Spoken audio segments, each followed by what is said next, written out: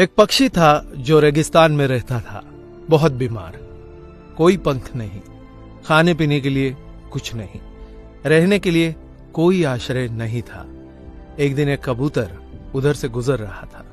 उस बीमार और दुखी पक्षी ने कबूतर को रोका और पूछा, तुम कहाँ जा रहे हो? उसने उत्तर दिया, मैं स्वर्ग जा रहा हूं। बीमार पक्षी ने कहा, कृपया मेरे लिए पता करे, मेरी पीड़ा कब तक समाप्त हो जाएगी?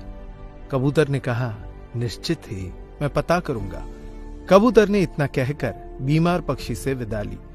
कबूतर स्वर्ग पहुंचा और प्रवेश द्वार पर देवदूत को बीमार पक्षी का संदेश दिया।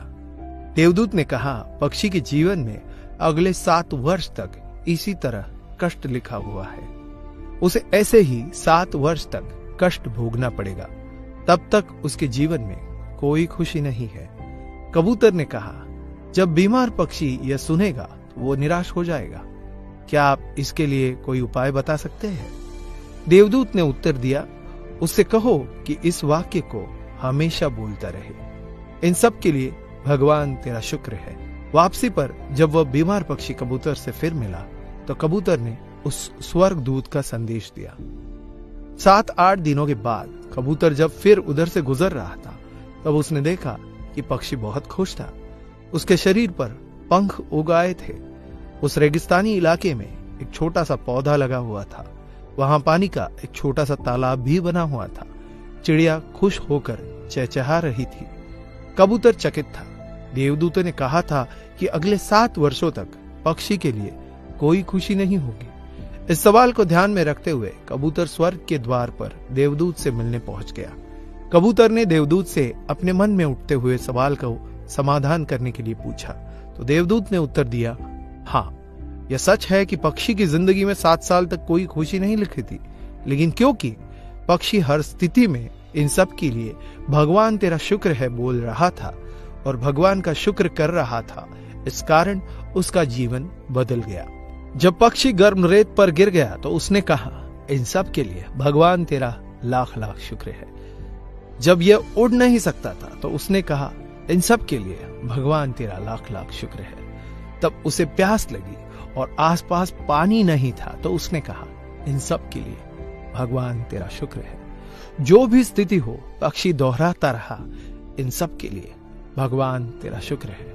और इसलिए 7 साल 7 दिनों में समाप्त हो गए।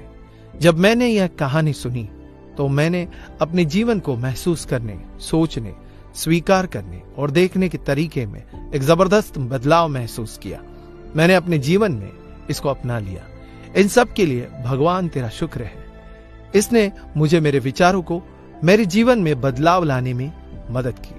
उदाहरण के लिए, अगर मेरा सिर दर्द कर रहा था तो मुझे लगता है कि मेरा बाकी शरीर पूरी तरह से ठीक और स्वस्थ है और मैं कहता हूं, इन सब के लिए भगवान तेरा शुक्र है। और मुझे लगता है कि सिर दर्द मुझे बिल्कुल परेशान नहीं करता। इस भगवान के शुक्राने का मेरे जीवन पर वास्तव में गहरा प्रभाव पड़ा। मुझे लगने लगा कि मैं कितना धन्य हूं, मैं कितना खुश हूं, जीवन कितना अच्छा है। इस संदेश को साझा करने का उद्देश्य हम सभी को इस बारे में अवगत कराना है कि कितना शक्तिशाली है यह, हमारे जीवन को नया रूप दे सकता है। इसलिए आभारी रहे हर चीज के लिए, उस परमपिता परमात्मा के, और अपने दृष्टिकोण में बदलाव देखे। दोस्तों, ये वीडियो अगर आपको अच्छा लगा हो तो इसे लाइक करें, शेयर करें तथा आपकी इस वीडियो को लेकर क्या राय है हमें कमेंट करके बताइए।